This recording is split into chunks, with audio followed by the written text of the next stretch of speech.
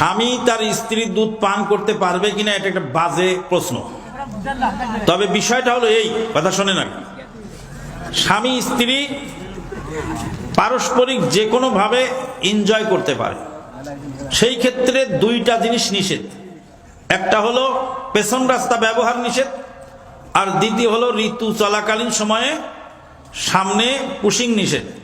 এছাড়া বাকি এক্সটার্নাল যেগুলি সব জায়েজ।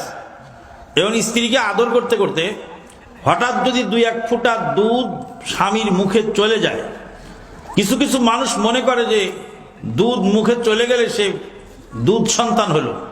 তো এই মনে করাটা ভুল। কেন ভুল? দুধ মা সাব্যস্ত হতে হলে 2 বছরের কম বয়সের ভিতরে দুধ পান করতে হয়। 2 নম্বর শর্ত হলো 5 বার দুধ পান করলে দুধ মা হয়। 5 বারের কমে দুধ পান করলে দুধ মা হয় না।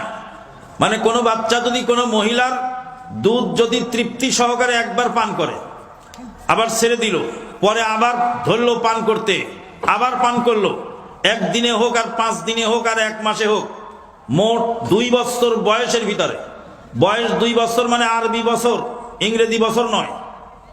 ইংরেজি বছরে 10 দিন বাড়তি থাকে। আরবি বছরের 2 বছরের ভিতরে কোনো বাচ্চা যদি অপর কোনো মহিলার দুধ 5 বার পান করে, তাহলে ওই বাচ্চা দুধ সন্তান হিসাবে সাব্যস্ত হয়।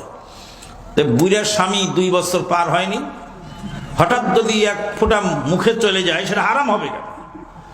এই ফতুয়া নিয়ে একজন মানুষ বড় বিব্রত। আর এক মৌলবী ফতুয়া দিয়েছে তোমার স্ত্রী হারাম হয়ে গেছে, কারণ ওই লোকটাও বলদ আর এই ফতুয়া দেওয়া লোকটাও বলদ। কাজে এটা ক্লিয়ার জানা জরুরি আছে।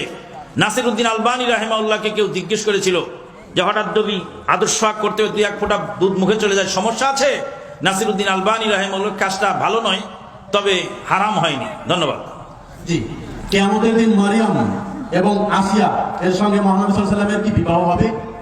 এই মর্মে আমাদের কোনো দলিল জানা নেই, লোকেরা বলে থাকে। আগে ফরজ নামাজ পড়ার পরে দোয়া ছিল, এখন নাই কেন? ফরজ সালাতের পরে দোয়া আছে, এখনো আছে, আগেও ছিল। কিন্তু আগে ছিল বেদাতি দোয়া, বেদাতি পদ্ধতি। এখন আস্তে আস্তে মানুষ বুঝেছে সেই বেদাতি পদ্ধতি ত্যাগ করে সুন্নতি পদ্ধতিতে আমল চলছে, আলহামদুলিল্লাহ।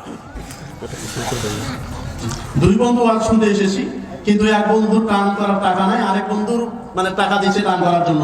এখন তার দান সে সওয়াব পাবে কি? 2 জনই নেকি পাবে ইনশাআল্লাহ। একজন আরেকজনকে যেমন চা খাওয়ার টাকা দিতে পারে, আরেকজন আরেকজনকে যেমন গাড়ির ভাড়া দিতে পারে, ওই রকম দান করার টাকাও দিতে পারে, হজ করার টাকাও দিতে পারে, উমরার টাকাও দিতে পারে।